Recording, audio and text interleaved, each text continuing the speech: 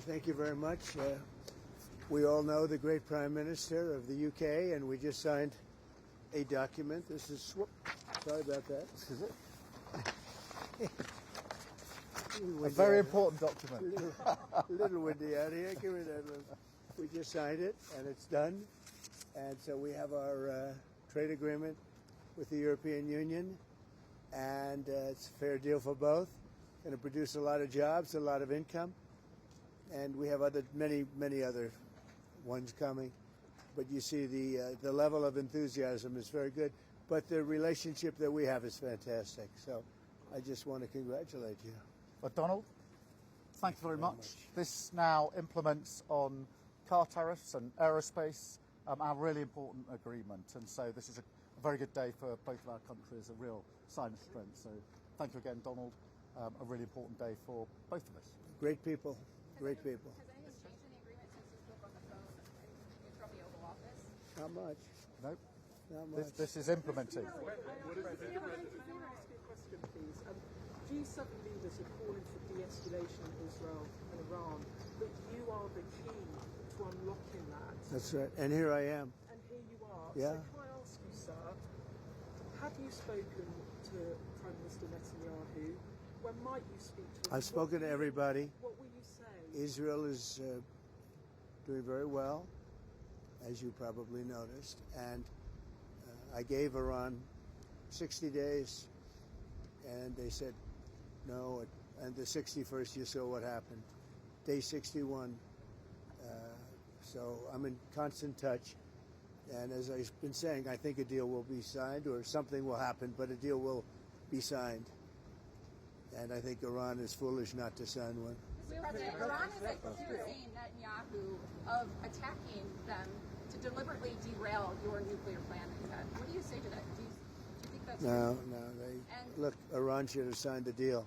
if it would help bring Iran to the negotiating table, would you guarantee that the U.S. would not get involved militarily? Well, I think Iran basically is at the negotiating table. They want to make a deal.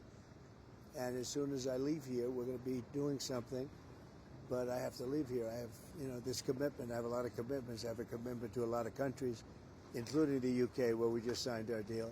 Mr. President, where are you settling on steel tariffs with respect to the UK? Are those going to zero, or are they staying? We're gonna let you have that information in a little while. Russia-Ukraine talks, sir, on U.S.-Russia talks, when will they restart? They're starting already. Mr. President, do you agree to the European push to apply more sanctions on Russia? Does the US support that? Well, Europe is saying that, but they haven't done it yet. Let's see them do it first. You told me earlier that you could sanction Russia. Why wait? Why wait to sanction them? Because I'm waiting to see whether or not a deal is signed. Can you guarantee the UK won't be subject? And don't forget, sanctions cost us a lot of money. When I sanction a country, that costs the U.S. a lot of money, a tremendous amount of money. It's not just let's sign a document. You're talking about billions and billions of dollars. Sanctions are not that easy. It's not just a one-way street. Mr. President, on AUKUS, the submarine agreement, is that still proceeding? You've initiated a sort of review of that. Yep, we're proceeding with that. It's a really important deal to both of us. I think the President is doing a review. We did a review when we came into government, so that makes good sense to me. But It's a really important... We're very long-time partners and allies and friends, and we become friends in a short period of time. He's slightly more liberal than I am, to put it mildly. Or we stand slightly on the left. But for some reason we get along. We make it work. On Russia. There are quite a few British voters who worry side more with the Russians over the Ukraine war. Can you reassure us? No, I don't. No, I just, you know what I side on? Saving lives. I only care about saving lives. We have nothing to do with it except that Biden stupidly let us get into that mess and gave him $350 billion. $350 billion. And yet, despite that, you saw how we did in the Middle East. We took in $5.1 trillion. We have $15 trillion almost, looking around that number, going to be invested in the U.S. So the money is not the thing in this case. It's 5,000 young people are being killed every week in Russia, Ukraine. And if I can stop that, I'll be very happy. They're Ukrainian and they're Russian. So you could say, what am I doing? But I'd like to see if I could stop it. Would you consider going that Israel can fully eliminate the threat that Iran poses, this nuclear threat that they pose without without the United States military policy. Who said that? No, I'm asking if you believe they can. Well, it doesn't. It's irrelevant. Something's going to happen. Have you Mr. President, would considered you consider research? traveling to the Mideast as part of any talks if it would help broker a deal? Yeah, but I think we're doing pretty well. We're talking. You don't think We have a thing called a telephone, so we're talking. But it's always better to talk in person. Mr. President, do you want to see regime change in Iran? I want to see no nuclear weapon in Iran, and we're well on our way to making sure that happens. And we've had a discussion about that this morning. There's in the G7 absolute clarity in relation to the nuclear program. We do not want to see it. Mr. President, Do you have a response? What?